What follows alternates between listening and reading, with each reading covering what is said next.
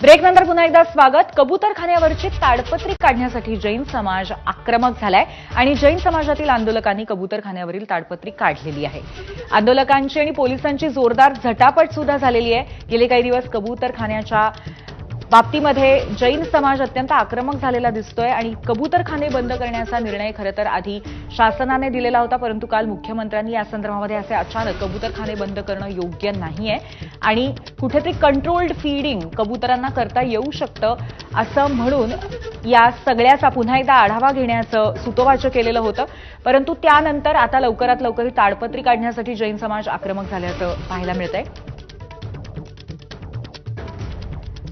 कबूतरखान्यांच्या बाबतीमध्ये दोन पद्धतीची मतं पाहायला मिळत आहेत। कबूतरांचा अशा पद्धतीचा मानवी वस्तीतला वावर हा आरोग्यासाठी घातक असतो असं एका बाजूला मत आहे, त्यामुळे रोगराई पसरते असं मत आहे आणि दुसरीकडे जैन समाजाच्या दृष्टीने कबूतरांना खाद्य देणं आणि त्याचबरोबर त्यांचे प्राण वाचवणं हा महत्त्वाचा मुद्दा इथे कुठेतरी आहे। कारण अचानक जर कबूतरखाने बंद केले तर त्याचा परिणाम तिथे नियमित येणाऱ्या कबूतरांवरती होऊ शकतो आणि म्हणूनच जैन समाजातील आंदोलक आता कबूतरखान्यावरची जी ताडपत्री घालण्यात आलेली होती ते बंद करण्याच्या दृष्टीने त्याच्यासाठी आक्रमक, ती काढण्यासाठी आक्रमक झाले।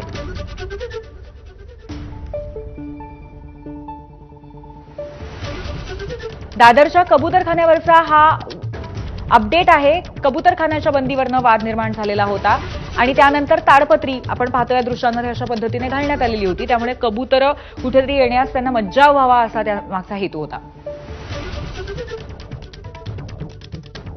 आपण फाईल फुटेज पाहिलं या संदर्भातलं आणि आता ही ताडपत्री काढण्यात आलेली आहे। नक्कीच सध्या काय परिस्थिती आहे याचा आढावा आपण आपल्या प्रतिनिधींच्या माध्यमातून घेण्याचा प्रयत्न करतोय, कारण दादरचा हा कबूतरखाना अत्यंत जुना आहे आणि त्याला एक मोठी परंपराही आहे। आपले प्रतिनिधी सचिन गाड आपल्याला नक्की काय घडतंय याची माहिती देतील। सचिन, पूर्वी आपण बघतोय की आज खरं तर शेड उठवणार होते पालिका, मात्र त्याआधीच आपण बघतोय की मोठं आंदोलन इथे झालेलं आहे। सकाळपासूनच खरं तर जैन बांधवांनी आज आंदोलनाची हाक दिलेली होती। 31 तारखेला मुंबई उच्च न्यायालयाच्या निर्णयानंतर या दादर कबूतरखान्याला ताडपत्रीचं शेड टाकून तो झाकण्यात आला होता आणि कोणालाही तिकडे कबूतरांना असेल पक्ष्यांना असेल खाद्य देण्यास मज्जाव केला जात होता। गुन्हे दाखल देखील करण्यास सुरुवात पोलिसांनी केलेली होती, मात्र त्या विरोधात जैन समाज हा चांगलाच आक्रमक झाला होता।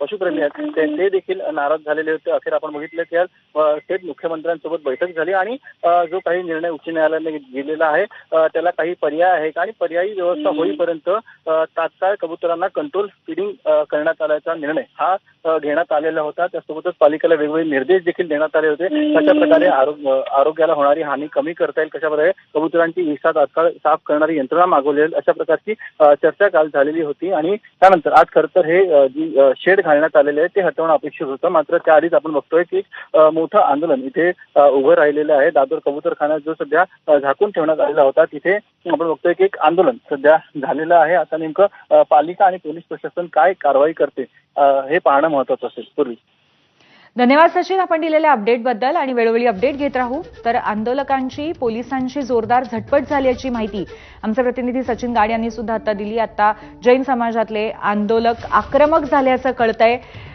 कालच मुख्यमंत्र्यांनी कबूतरांना कंट्रोल्ड फीडिंग करावं, ठराविक वेळेमध्ये फीडिंग करावं, तात्काळ कबूतरखाने बंद करू नयेत अशा पद्धतीच्या सूचना दिलेल्या होत्या आणि त्याचबरोबर संपूर्ण या निर्णयाबद्दल सुद्धा पुनर्विचार करण्याबद्दल त्यांनी सांगितलेलं होतं। परंतु असं असताना सुद्धा आज ताडपत्री काढली नाही, त्यामुळे आंदोलक आक्रमक झाले।